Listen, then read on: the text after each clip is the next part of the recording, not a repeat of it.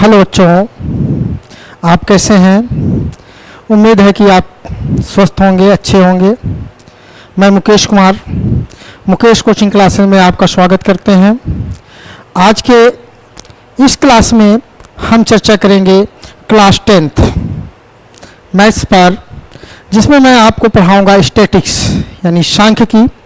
चलिए हम ध्यान से समझते हैं कि सांख्यिकी क्या है। सांख्यिकी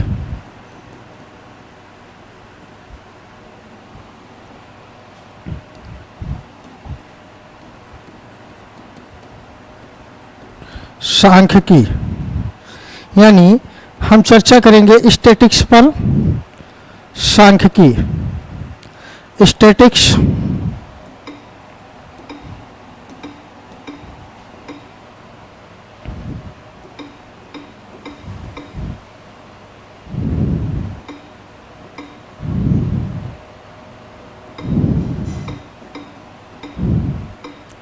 स्टैटिक्स की चर्चा हम लोग करेंगे। आज की इस क्लास में हम स्टैटिक्स में चर्चा करेंगे कि स्टैटिक्स के कॉन्सेप्ट क्या है और सांख्यिकी के अंतर्गत हम क्या क्या चीजें पढ़ेंगे। जैसे कि आप जानते हैं कि सांख्यिकी को 3 भागों में बांटा गया है। पहला भाग है माध्य या समांतर माध्य। सांख्यिकी को 3 भागों में बांटा गया है, माध्य या समांतर माध्य। माध्य या समांतर माध्य। माध्य या समांतर माध्य स्टैटिक्स का पहला भाग है, माध्य या समांतर माध्य। दूसरा भाग है माध्यिका, जिसे हम माध्यक भी कहते हैं। माध्यिका या माध्यक। माध्यिका या माध्यक। माध्यिका या माध्यक, इसका दूसरा भाग है माध्यिका या माध्यक। तीसरा है बहुलक। बहुलक क्या है? बहुलक है। बहुलक सांख्यिकी को 3 वर्गों में बांटा गया है, माध्य, माध्यिका, बहुलक। यानी सांख्यिकी को 3 वर्गों में डिवाइड किया गया है। सांख्यिकी को 3 वर्गों में डिवाइड किया गया है, माध्य, माध्यिका, बहुलक।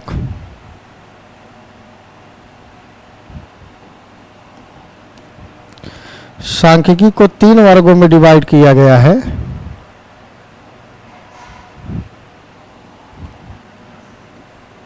समांतर माध्य या माध्य, माध्यिका या माध्यक और बहुलक।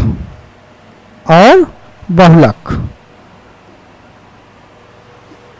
स्टैटिक्स को 3 भागों में हम पढ़ेंगे, माध्य जिसे हम समांतर माध्य भी कहते हैं, माध्यिका जिसे हम माध्यक कहते हैं, बहुलक। आइए हम देखते हैं कि प्रत्येक भाग की 3-3 श्रेणियां होती हैं। प्रत्येक भाग की 3-3 श्रेणियां होती हैं। व्यक्तिगत श्रेणी यानी समांतर माध्य की जो पहली श्रेणी है, समांतर माध्य की पहली श्रेणी है व्यक्तिगत श्रेणी। दूसरी श्रेणी है अवर्गीकृत श्रेणी। तीसरी श्रेणी है वर्गीकृत श्रेणी। यानी समांतर माध्य को 3 वर्गों में डिवाइड किया गया है, व्यक्तिगत श्रेणी, अवर्गीकृत श्रेणी, अवर्गीकृत श्रेणी और वर्गीकृत श्रेणी। वर्गीकृत श्रेणी यानी समांतर माध्य में 3 टाइप्स के क्वेश्चंस बनेंगे। फर्स्ट टाइप्स का क्वेश्चन जो साधारण क्वेश्चन होगा उसे हम व्यक्तिगत श्रेणी के अधीन पढ़ेंगे। जो उससे और लेवल पर क्वेश्चन होगा यानी बॉटम लेवल पर होगा उसे हम अवर्गीकृत पढ़ेंगे। अवर्गीकृत का अर्थ होता है जिसमें कोई वर्ग अंतराल ना हो। और तीसरी श्रेणी है वर्गीकृत जिसमें वर्ग अंतराल हो। इसी तरीके से प्रत्येक के तीन तीन श्रेणियां हैं, इसके भी तीन श्रेणियां होंगी, इसकी भी तीन श्रेणियां होंगी, इसकी भी तीन श्रेणियां होंगी, इसकी भी तीन श्रेणी होगी।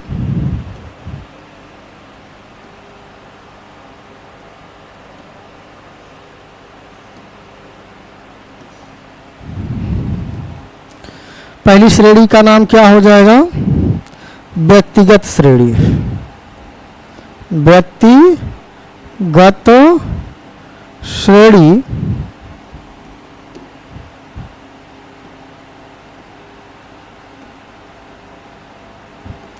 इसकी भी तीन श्रेणियां होंगी। व्यक्तिगत श्रेणी, अवर्गीकृत श्रेणी और वर्गीकृत श्रेणी। यानी माध्यिका के जो तीन भाग हैं माध्य माध्यिका बहुलक, प्रत्येक की तीन तीन श्रेणियां होंगी, प्रत्येक की तीन तीन श्रेणियां होंगी। व्यक्तिगत, अवर्गीकृत और वर्गीकृत। यानी ऐसा प्रश्न जो एकदम साधारण लेवल पे होता है उसे हम व्यक्तिगत श्रेणी में रखते हैं, और ऐसा प्रश्न जिसमें वर्ग अंतराल नहीं होता है उसे हम अवर्गीकृत में रखते हैं, और ऐसा प्रश्न जिसमें वर्ग अंतराल होता है उसे हम वर्गीकृत में रखते हैं। इसी तरीके से बहुलक की भी तीन श्रेणियां होंगी। पहली श्रेणी का नाम होगा व्यक्तिगत श्रेणी, दूसरा अवर्गीकृत श्रेणी, तीसरा होगा वर्गीकृत श्रेणी। यानी माध्य माध्यिका बहुलक की तीन तीन श्रेणियां होंगी। व्यक्तिगत श्रेणियां, अवर्गीकृत श्रेणी, और जिसका अर्थ होता है जिसमें वर्ग अंतराल ना हो, और वर्गीकृत श्रेणी जिसमें वर्ग अंतराल दिया हो, जिसमें वर्ग अंतराल दिया हो। तो आपने देखा कि स्टैटिक्स में सांख्यिकी के तीन भाग हैं, माध्य, माध्यिका और बहुलक। माध्य की तीन श्रेणियां, माध्यिका की तीन श्रेणियां और बहुलक की भी तीन श्रेणियां होती हैं।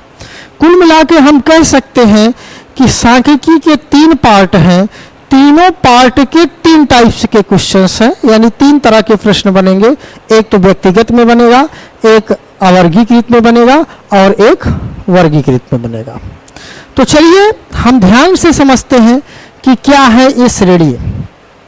तो सबसे पहले हम पढ़ेंगे समांतर माध्य।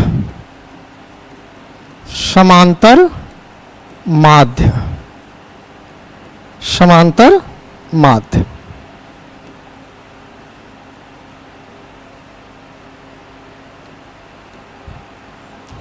समांतर माध्य किसे कहते हैं? तो हम बच्चे कह सकते हैं, हम बच्चे लोग समझ सकते हैं।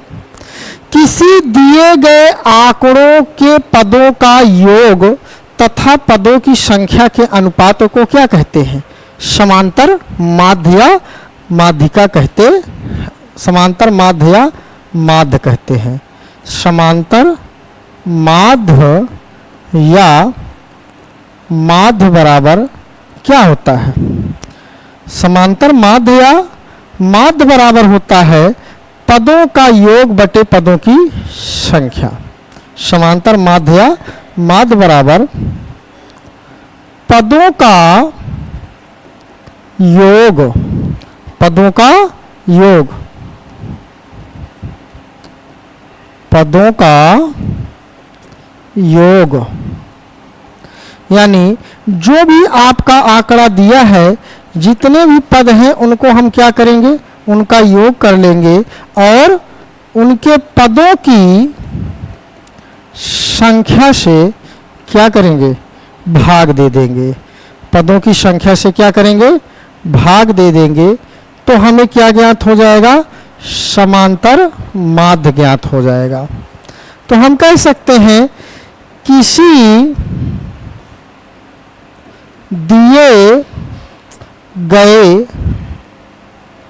आंकड़ों के पदों का योग तथा पदों की संख्या के, किसी दिए गए आंकड़ों के पदों का योग तथा पदों की संख्या के बटे को किस में पढ़ते हैं, अनुपात में। तो पदों की संख्या के अनुपात को, पदों की संख्या के अनुपात को समांतर माध्य या माध्य कहते हैं। समांतर माध्य या माध्य कहते हैं। समांतर माध्य को m से व्यक्त, समांतर माध्य को m से व्यक्त करते हैं। यानी डिफिनेशन जो बनी है वो कह रहा है किसी दिए गए आंकड़ों के पदों का योग तथा पदों की संख्या के अनुपात को समांतर माध्य या माध्य कहते हैं। समांतर माध्य को m से व्यक्त करते हैं। यानी m बराबर, जब हम बहुत सारे पदों को यानी 2 या 2 से अधिक पदों को योग के क्रम में या योग के संक्षिप्त रूप में लिखते हैं तो हम सिग्मा का इस्तेमाल करते हैं। तो सिग्मा x अपॉन n, ये आपका क्या बन जाएगा, सूत्र बन जाएगा। अब आप जानते हैं कि समांतर माध्य की कितनी श्रेणियां हैं। समांतर माध्य की 3 श्रेणियां हैं। हम कहेंगे नंबर 1, यदि लिखा हुआ आंकड़ा व्यक्तिगत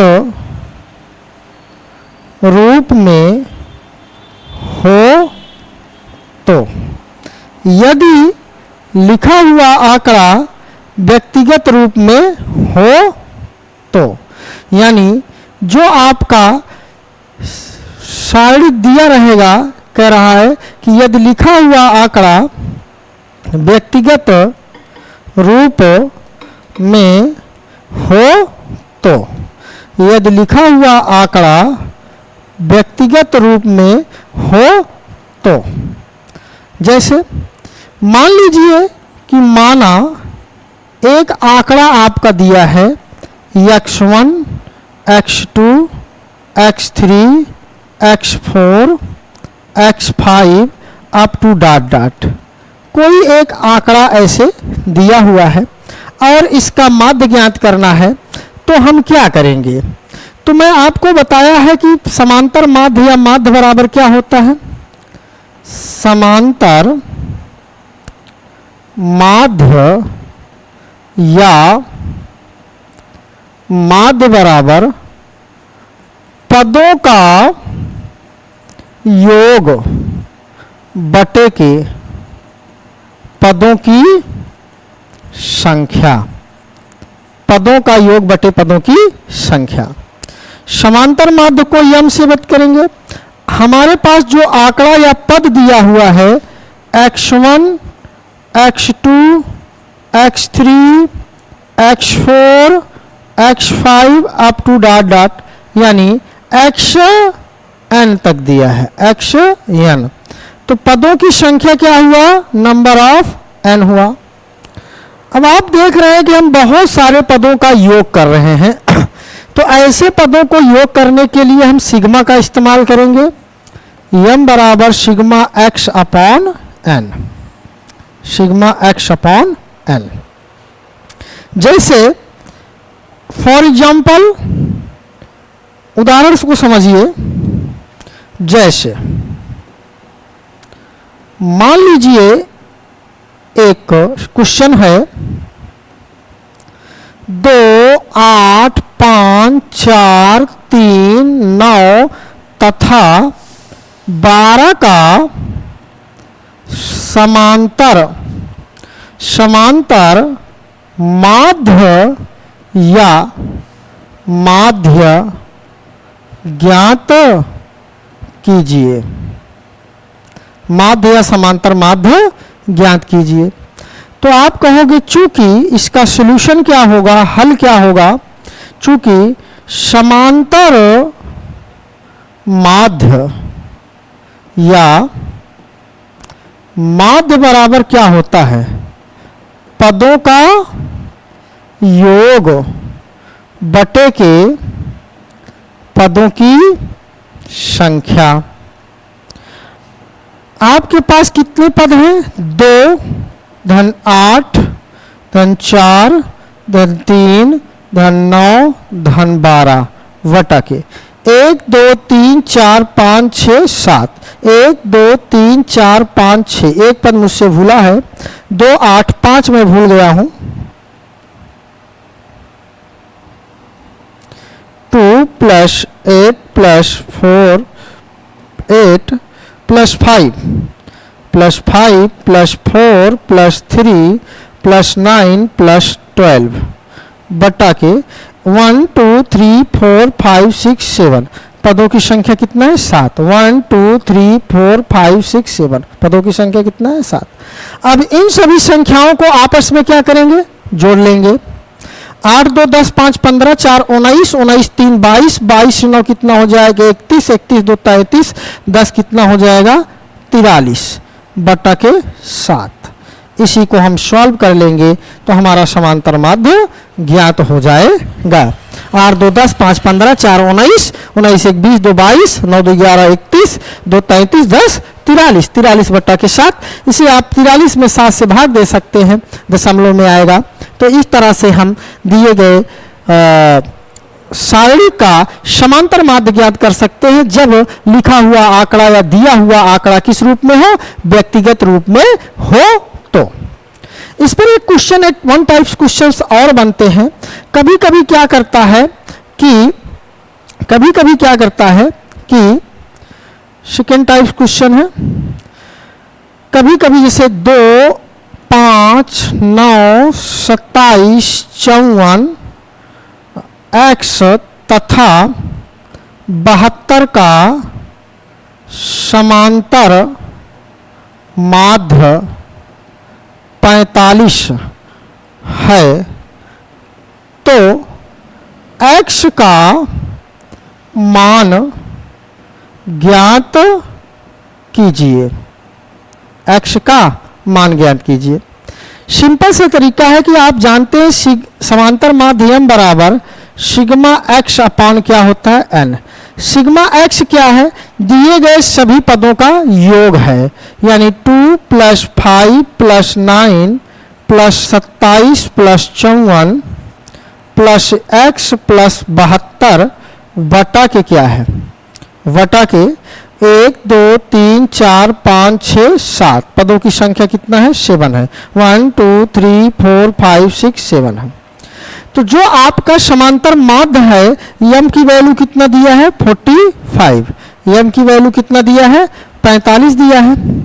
तो 45 बराबर इन सभी पदों को जोड़िए, 5 2 7 9 7 कितना होता है, 16 9 7 16, 27 और 54 27 54 और 72 को ऐड कर लीजिए।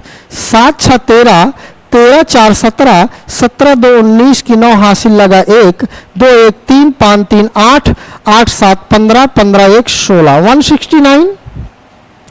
169 प्लस x बटा कितना आया 7। 7 का मल्टीप्लाई 45 में करिए। 7 पचे 35 की 5 हासिल लगा 3, 7 चौक 28, 3 31, 315 बराबर 169 प्लस एक्स।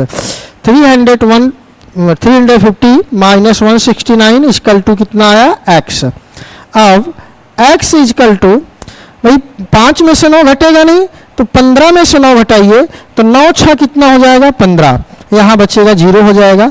10 में से 6 गया कितना आ जाएगा 4, यहाँ बच्चा 2, 2 में से 1 गया कितना आएगा 1, यानी x की वैल्यू कितना हो गया 146।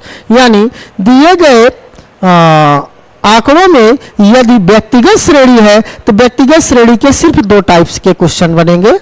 जब हमें सिंपल सा कोई आंकड़ा दिया हो या कोई आंकड़ा लिखा गया हो तो उसका समांतर माध्य पूछे। कभी कभी उन आंकड़ों में से एक पद गायब कर देता है और एक पद गायब करने के बाद और कहता है गायब हुए पदों का मान ज्ञात कीजिए, तो ऐसे कंडीशन में दिए गए आंकड़ों का समांतर माध्य दिया रहेगा। नेक्स्ट टाइप क्वेश्चन कहेंगे नंबर 2 समांतर माध्य का दूसरा सेकंड टाइप क्वेश्चन है कि यदि लिखा हुआ आंकड़ा अवर्गीकृत रूप में हो तो, यानी जब अवर्गीकृत रूप में हो तब हम समांतर माध्य कैसे ज्ञात करेंगे, इस पर हम चर्चा करेंगे। देखिए भैया, इसमें क्या होता है कि समांतर माध्य का वही सूत्र लगेगा। फर्क क्या होता है कि यहाँ पद और बारंबारता दिया रहेगा। पद और बारंबारता का आपस में क्या करते हैं, गुणा करते हैं। जैसे मान लीजिए कि आपके पास कोई पद है, पद x दिया है, x1 x2 x3 x4 up to dot dot xn दिया हुआ है और बारंबारता दिया है, बारंबारता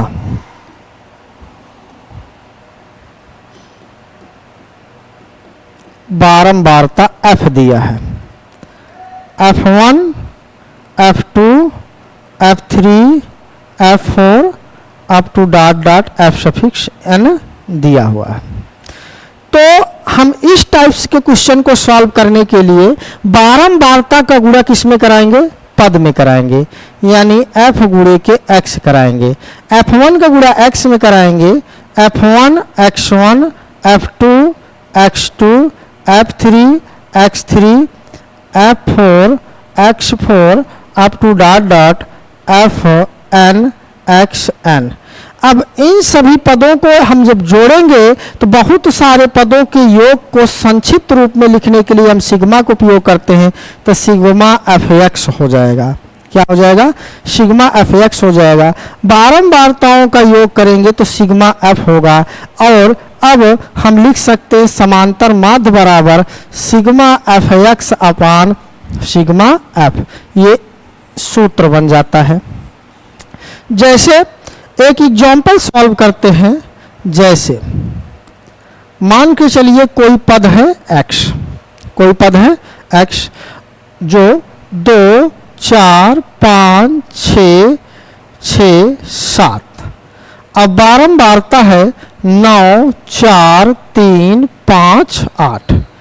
इस तरह से एक क्वेश्चन आपको दिया रहेगा और कहेगा कि इसका हमें समांतर माध्य ज्ञात करिए, का माध्य ज्ञात कीजिए, का माध्य ज्ञात कीजिए।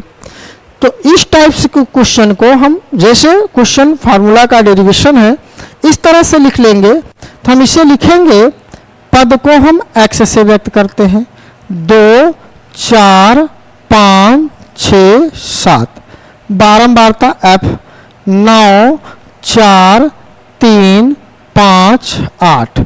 अब हम f गुणे क्या ज्ञात करेंगे, x ज्ञात करेंगे, f गुणे x ज्ञात करेंगे। ज्ञात करिए भाई, 2 9 18, 4 चौका 16, 5 तिहाई 15, 6 पंचा 30, 8 सते 56।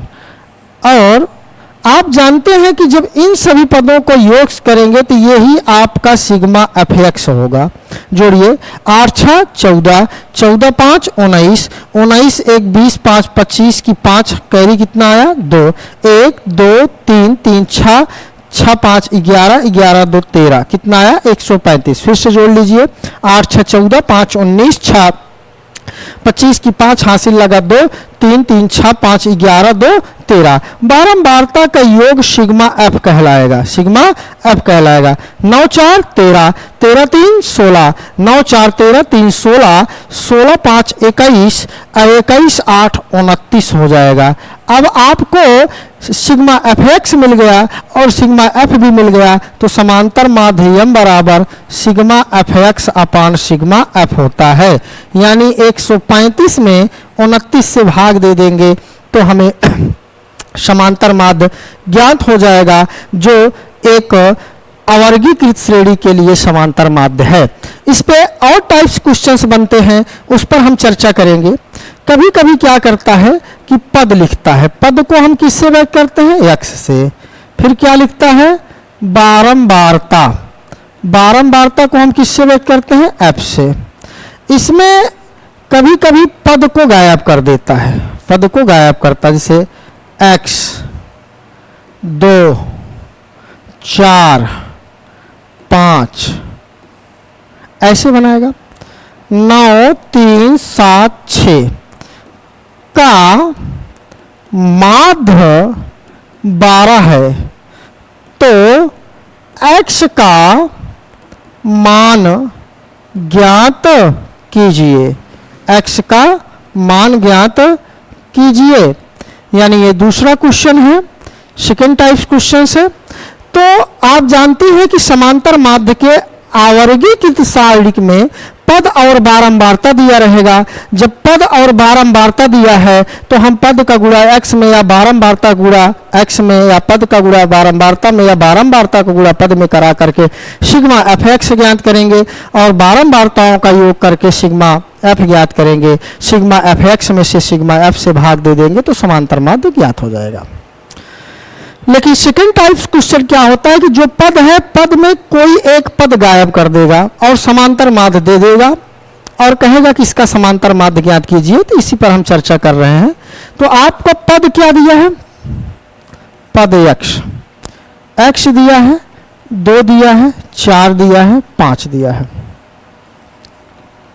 बारंबारता f 9 3 7 6। अब आप जानते हैं कि हम f गुणे के x ज्ञात करेंगे। 9 1 कम 9x, 3 दूना 6, 7 चौका 28, 5 छंग 30। इन सभी पदों को आपस में जोड़ेंगे तो अचर अचर में जुड़ेगा। इन पदों का योग क्या कहलाएगा, सिग्मा एफ एक्स कहलाएगा। भाई 8 6 14 की 4 हासिल लगा कितना 1, 3 2 5 1 6। ऐसे जोड़िए 30 20 50, 8 58, 2 60, 4 64। अब प्लस क्या हो जाएगा 9x हो जाएगा। और बारंबारता का योग करेंगे तो सिग्मा एफ कहलाएगा। क्या कहलाएगा, सिग्मा एफ। 9 3 12, 12 7 कितना होता है 19, 19 6 कितना हो जाएगा 25। आप कहोगे कि चूंकि समांतर माध्य m बराबर sigma f x upon sigma F, समांतर माध्य m की वैल्यू कितना दिया है 12, समांतर माध्य m की वैल्यू कितना दिया है बच्चों 12 दिया है। तो यहां पर हम क्या रखेंगे 12 बराबर सिग्मा एफ एक्स की वैल्यू कितना आया है 64 प्लस 9x बटा के सिग्मा एफ की वैल्यू कितना है 25। क्रॉस मल्टीप्लाई कराइए 25 दूना 50, 0 हासिल लगा 5। अब 25 इकन्नम 25 5 30, 12 पंचे 60, 0 हासिल 6, 12 दूनी 24 6 30 बराबर 64 प्लस 9x। 300 देखिए अचर राशि इधर लाएंगे 64 बराबर 9x। 10 में से 4 गया 6, 9 में से 6 गया 3, यहाँ बचेगा 2 बराबर कितना हुआ 9x। x बराबर 236 बटा के 9, 3 से काट दीजिए, 3 सते 21, 3 2 5 6 5 11, 3 से नहीं कटेगा, 9 से भाग कर दीजिए, 9 दूना 18, 18 5 23 कितना आया 56 हो जाएगा। और 9 छन 54, 2 56 होता है, 9 छन 54 2 56 होता है, 20 हो जाएगा। 9 दूना 18 2 20, 9 दूना 18 2 20, यही x का मान आएगा। एक इस टाइप का क्वेश्चन बनता है। तो जैसे आप देख रहे हैं कि जब पद और बारंबारता है तो पद और बारंबारता में x को गायब किया, कभी कभी बारंबारता को भी गायब कर देता है और कहता है समांतर माध्य दे देता है और कहता है कि बारंबारता, अज्ञात बारंबारता का मान ज्ञात कीजिए। जैसे question number second type question है, पद x बारंबारता f, पद x बारंबारता 2 5 9 6 8 4 3 2 4 f 2 3, इस टाइप्स को क्वेश्चंस ऐसे दे देगा और कहेगा इसमें अज्ञात पद f का मान ज्ञात कीजिए। का माध्य 27 है तो f का मान ज्ञात कीजिए, f का मान ज्ञात कीजिए। वही f की जगह k दे सकता है, l दे सकता है, m दे सकता है, कोई भी पद दे सकता है और आपसे पूछा जाएगा कि इसका मान ज्ञात कीजिए। तो कैसे ज्ञात करेंगे? x लिखेंगे 2 5 9 6 8 4, बारंबारता f लिखेंगे 3 2 4 f 2 3। अब हम f गुणे के x ज्ञात करेंगे, 2 तिहाई 6, 2 पंचा 10, 4 नवाई 36, 6 एकम 6 f, 2 अठे 16 और 3 चौका 12। चर चर को जोड़ेंगे तो सिग्मा f x बराबर, देखिए 10 में 6 जोड़ेंगे 16 आएगा, 16 10 6 16 और 36 लिख लेंगे और 6 2 8 1 1 2 जोड़ दीजिए, 10 6 16 36, 16 12 कितना हो गया 28, 6 6 12 8 20 की जीरो हासिल लगा 2, 3 1 4, 4 2 6 2 8, कितना आया 80 प्लस 6f। बारंबारता का योग करेंगे तो बारंबारता की योग सिग्मा f कहलाएगा, चर चर में जुड़ेगा, 3 2 5, 5 4 9, 9 2 11, 11 3 14 प्लस क्या हो जाएगा f हो जाएगा, प्लस f हो जाएगा, प्लस क्या होगा बच्चों f हो जाएगा। अब आपको बताया गया है कि अवर्गीकृत सारणी के लिए समांतर माध्य कैसे ज्ञात करेंगे, m बराबर sigma f x upon sigma f। m की वैल्यू कितना दिया है, समांतर माध्य 27 दिया है, 27 equal to sigma f x की वैल्यू कितना दिया है 80 प्लस 6f, 80 प्लस 6f बटा इसकी वैल्यू कितना दिया है 14 प्लस f। अब क्रॉस मल्टीप्लाई कराएंगे, 27 गुणे के 14 करेंगे, 27 गुणे 14, 7 चौका 28 की 8 हासिल लगा दो, 4 2 8 2 10, 4 2 8 2 10, 7 1 कम 7, 2 1 कम 2, 8 हुआ 7 हुआ 3, कितना आया 378 अब प्लस 27f बराबर 80 प्लस 6f। तो क्या करेंगे, ये 27f माइनस 6f बराबर 80 माइनस 378। भाई 378 में से अगर मैं 80 को घटा दूंगा 8 17 9 8 कितना होता है 17 होता है, बच्चा 2 माइनस 298 हो जाएगा। यहाँ घटाएंगे तो 21 f बराबर माइनस 298, तो f बराबर माइनस 298 बटा के 21। इसी को हम सॉल्व कर लेंगे तो किसकी वैल्यू आ जाएगी, f की वैल्यू आ जाएगी, अर्थात अचर राशि f का मान ज्ञात हो जाएगा। तो आप ध्यान दीजिए, शॉर्ट स्क्रीन ले लीजिएगा बच्चों। तो समांतर माध्य के अवर्गीकृत सारणी में कितने टाइप्स क्वेश्चन है, 3 टाइप्स क्वेश्चन है। अब व्यक्तिगत श्रेणी में कितने टाइप्स क्वेश्चन है, 2 टाइप्स क्वेश्चन है। और ध्यान से आप समझेंगे, बहुत ही आसान, बहुत ही आसान विषय हम इसे समझ सकते हैं। तो इस तरह से हम किसी दिए गए आंकड़ों में अवर्गीकृत सारणी के लिए समांतर माध्य ज्ञात कर सकते हैं।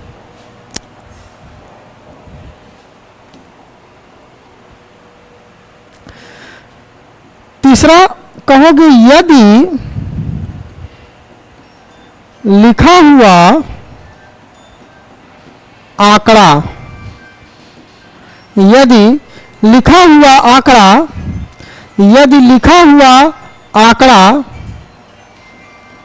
वर्गीकृत श्रेणी के रूप में हो तो, यदि लिखा हुआ आंकड़ा वर्गीकृत श्रेणी के रूप में हो तो हम समांतर माध्य कैसे ज्ञात करेंगे, हम इस पर चर्चा करेंगे। यदि लिखा हुआ आंकड़ा वर्गीकृत श्रेणी के रूप में हो तो देखिए बच्चों, वर्गीकृत श्रेणी में कॉन्सेप्ट वही रहेगा जो अवर्गीकृत में कॉन्सेप्ट था, वही कॉन्सेप्ट वर्गीकृत में भी रहेगा, परंतु जब हमें वर्ग अंतराल दिया होता है तो हमें मध्यमान ज्ञात करना पड़ता है। क्या ज्ञात करना पड़ता है? मध्यमान। मध्यमान बराबर होता है निम्नतम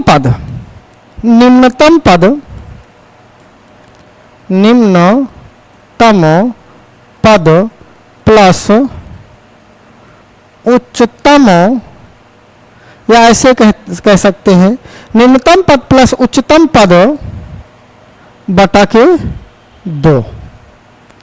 मध्यमान को हम x से व्यक्त करते हैं, निम्नतम पद को x1 और उच्चतम पद को x2 मान लेते हैं तो बटा के 2। मध्यमान ज्ञात करने का ये सूत्र है। और समांतर माध्य m बराबर इसका होता है सिग्मा fx अपान सिग्मा f, सिग्मा fx अपान सिग्मा f।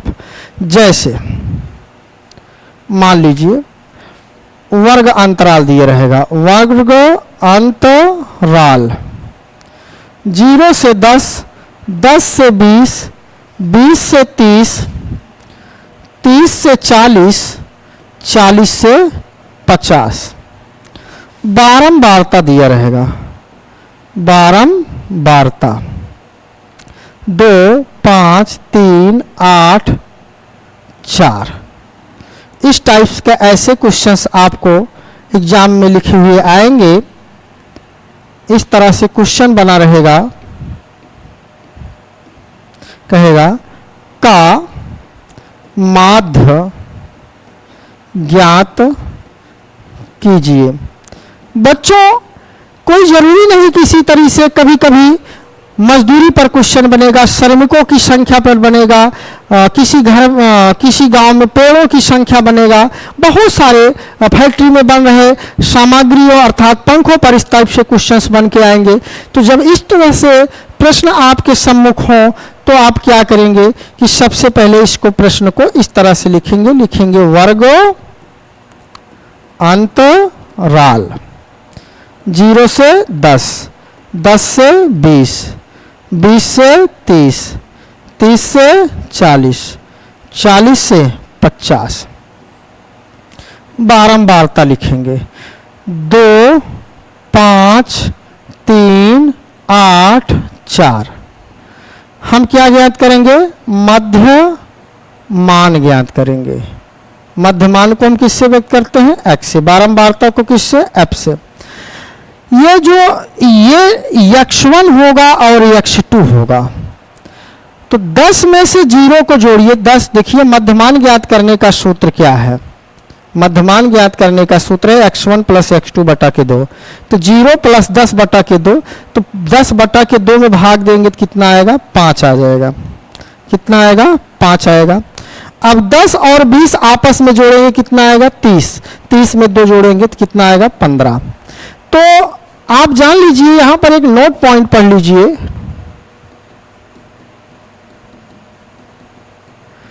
किन्हीं दो मध्यमानों का अंतर प्रत्येक मध्यमान में जुड़ता चला जाता है। कब? जब वर्ग अंतराल समान तर्क में हो। जैसे 10 से 20, 20 से 10, 20 से 30, 30 से 40, 40 से 50, सभी वर्ग अंतरालों में 10-10 का अंतर है। यानी जो वर्ग अंतराल दिया है उस वर्ग अंतराल का जो तर्क है 10-10 का है, सब क्या है? समान है। तो ऐसे कंडीशन में किन्हीं दो वर्गमानों का अंतर यानी दो मध्यमानों का अंतर, 15 और 5 का अंतर कितना आएगा? 10। तो 5 10 15 10 25 10 35 10 कितना हो जाएगा? 45। आप देख रहे हैं ये एफ है और एक्स है, तो समांतर माध्य ज्ञात करने के लिए आपको क्या चाहिए? एफ एक्स चाहिए, सिग्मा एफ एक्स। तो एफ गुणे के एक्स ज्ञात करिए। तो 5 दूना 10, 15 पचे 75, अब 25 तिहाई 75, 35 अट्ठे 8 पंचे 40 की जीरो हासिल लगा 4, 8 तिरिक 24, 4 28, 280, 45 चौका 5 चौका 20 की जीरो हासिल लगा 2, 4 चौक 16, 2 18। अब हम क्या करेंगे कि इनका योग कर लेंगे। इनका योग करेंगे तो सिग्मा एफ एक्स ज्ञात होगा। जोड़िए 5 5 10 की जीरो हासिल लगा 1, 7 1 8, 8 7 15, 7 दूनी 14 1 15, 15 5 20 5 23, अब 23 में 8 जोड़िए, 8 3 11 31, और 31 1 32 की 2 हासिल कितना आया? 3 आया। 3 3 कितना हो जाएगा? 6। फिर से जोड़िए 5 5 10 जीरो हासिल लगा 1, 7 1 8 7 15, 15 5 20, 3 23, 7 कितना हो जाएगा? 23 7 30, 30 1 31 हासिल 1 32, 2 हासिल लगा 3, 2 1 3 3 6 कितना आया? 620। बारंबारता की योग सिग्मा एफ कहलाएगा। बारंबारता की योग करिए, 5 2 7, 7 3 10, 10 8 18, 18 4 कितना होता है? 22, 5 2 7 3 10 8 18 4 कितना हो गया? 22 हो गया। अब समांतर माध्यम बराबर sigma f x upon sigma F, इसकी वैल्यू 620 बटा के 22। इसी को हम सॉल्व कर देंगे तो हमारा क्या आ जाएगा? आंसर आ जाएगा। इस तरह से बच्चों किसी दिए गए अवर्गीय सारणी के लिए हम समांतर माध्य ज्ञात कर सकते हैं। तो इस पर कभी कभी एक इक्वेशन दे देता है, f1 f2 में दे देता है, x1 x2 में दे देता है। प्रोसेस यही है। हम उस टाइप्स के क्वेश्चंस पर आने वाली अगले वीडियो रिकॉर्डिंग में चर्चा करेंगे। आज की क्लास इतना।